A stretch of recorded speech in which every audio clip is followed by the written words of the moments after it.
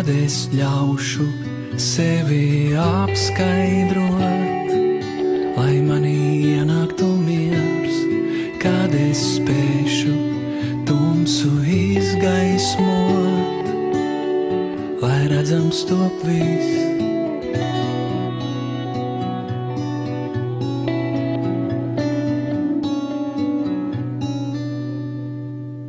Kad es spēšu skumjos ielīgsmot, lai viņos ielītu prieks, kad es spēšu vājos stiprināt un spēku tiem dot, kad es spēšu tumsu izgaismot. Mēs vēl neesam neko izdomājuši no jauna.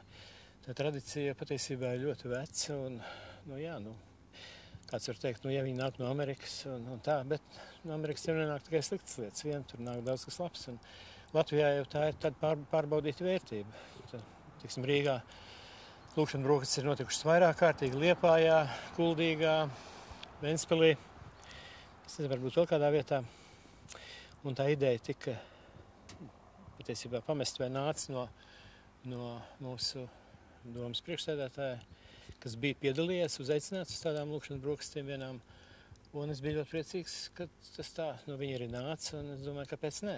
Man neviens pat neiedomājās atrunāt, ka tas būtu grūti, nepareizi, nelaikā. Visi metās ar priekšlikumiem, un mēs izveidojām tādu rīcības komisiju. Es tiešām biju pārsteigts par šādu atbalstu un par šādu ieinteresētību. Tā jau nav tikai kaut kāda baznīcas padarīšana, jūs saprotiet, ja? Tas nav kaut kas savs, ko baznīca grib tagad darīt.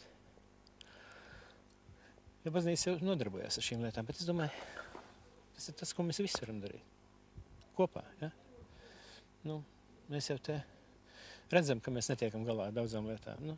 Kāpēc nepaskatīties vienā virzienā un nelūgt spēku no vislielākā spēka universāla.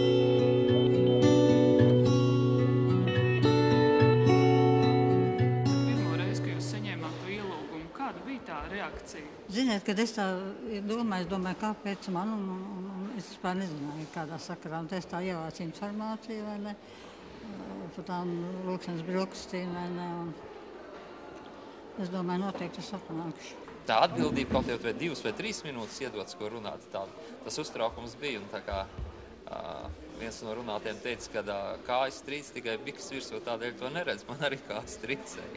Es domāju, tas ir ļoti labi, ka dažādi cilvēki ar dažādiem dzīves stāstiem, dažādām situācijām, dažādu ikdienu var satikties kopā, tāpat kā es šodien sapazinos cik mēs sanāca ar kādiem 8 cilvēkiem, kurus es pilnīgi nepazinu, runājām, tā kā mēs jau būtu draugi, piemēram, jau cik gadus, ja, un aizmirst tās lietas, kas notiek apkārt, un padomāt vienkārši par garīgām vērtībām. Tas, man liekas, ir ļoti, ļoti labi.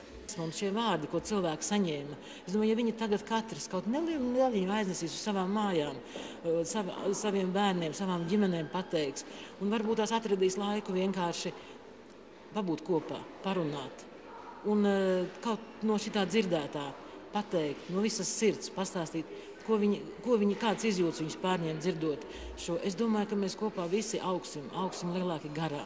Manuprāt, pāri visam šobrīd mums ir vajadzīga garīgā izaugsme.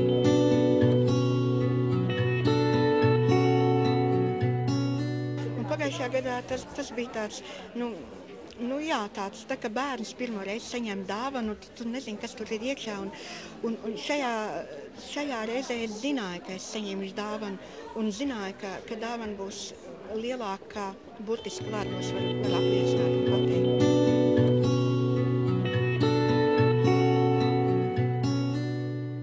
Šīs lielās brokastis ir tik tāda kopā sanākšana, lai katrs iet savā vietā un rīko tādas mazās lūkšanas brokastis. Mums, piemēram, Liepājā ir reizi mēnesī. Mēs sanākam kopā Liepājas un apkārtnes garīdznieki. reizi mēnesī nākam uz tādām lūkšanu brokastīm, pārunājam visādas lietas. Protams, mums nav tādas programmas, kā šeit tas ir, ja mēs tā sanākam tur manā kancelējā un lūdzamies un runājam, un ļoti svētīgs tās ir.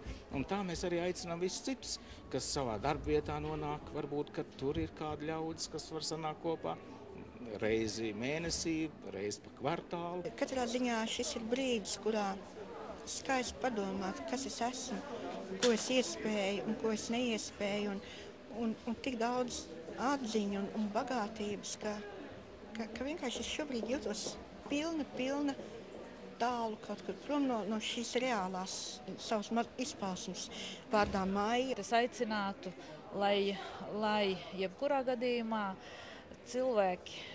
cilvēki, kuriem varbūt ir grūti, varbūt kuriem ir arī ļoti viegli, mēģināt saprast savu līdzcilvēku, un tad plauks mūsu novads, plauks mūsu valsts, plauks mūsu pilsēta, un mēs būsim mīlestības pilni, laimīgi, mūs pavadīs ticība, cerība un mīlestība.